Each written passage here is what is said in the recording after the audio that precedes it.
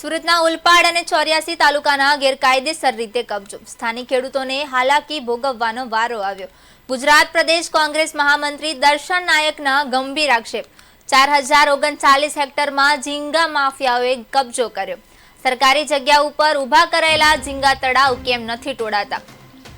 વિગતવાર વાત કરીએ તો સુરતના ઉલપાડ અને 84 તાલુકામાં ગેરકાયદેસર રીતે 4039 હેક્ટરમાં ઝીંગા માફિયાઓએ કબજો કર્યો છે।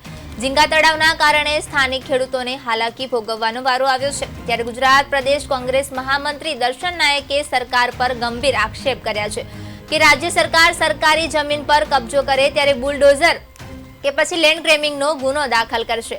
સરકારી જગ્યા પર ઊભા કરાયેલા ઝીંગા તળાવ કેમ તોડાતા નથી, જેવા ગંભીર આક્ષેપ કર્યા છે।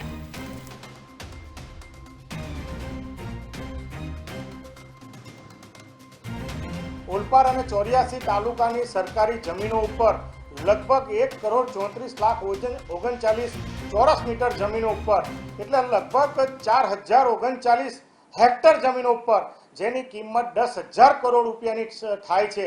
આ સરકારી જમીન ઉપર ગેરકાયદેસર ઝીંગાના તળાવો બનાવી દેવામાં આવ્યા છે અને આ ઝીંગાના માફિયાઓ આની ઉપર ગેરકાયદેસર રીતે પોતાની કબજો જમાવીને બેઠા છે।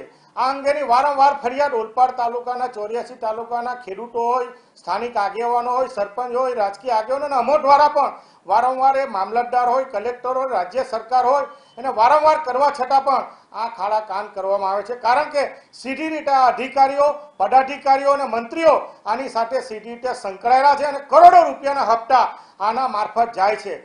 સરકાર વારંવાર બુલડોઝર ફેરવાની વાત કરે છે, પરંતુ ગુજરાતના મુખ્યમંત્રીની નજર આજે પણ આ સરકારી દબાણોના ઝીંગા તળાવ પર પડતી નથી અને જેની કિંમત 10,000 કરોડ રૂપિયાની થાય છે। સરકારને વિનંતી કરીએ છીએ કે ચોમાસા દરમિયાન જ્યારે મોટા પ્રમાણમાં વરસાદ પડે છે ત્યારે આ વિસ્તારના ખેડૂતોના ખેતરમાં પાણી ભરાઈ જાય છે, એના કારણે ખેડૂતોને નુકસાન થાય છે। સિંચાઈના પાણી પણ મળતા નથી, ગેરકાયદેસર આ લોકો સિંચાઈના પાણીની ચોરી પણ કરે છે। ભૂગર્ભ જળ છે એ ભૂગર્ભ જળ પણ મોટા પ્રમાણમાં નીચે ઉતરી ગયું છે। ખેડૂતોને વીજળીના કનેક્શનો મળતા નથી। આ સરકારી ઝીંગા ઉપર ખોટા દાખલા લઈને એના પર પણ આ કનેક્શનો લેવામાં આવ્યા છે। આ સમગ્ર બાબતની ફરિયાદ કરીને સરકારના હિતમાં અને લોકોના હિતમાં આ તાત્કાલિક અસરથી 10,000 સરકારી જમીનો ઉપર જેની કિંમત છે એ તળાવો દૂર કરવામાં આવે।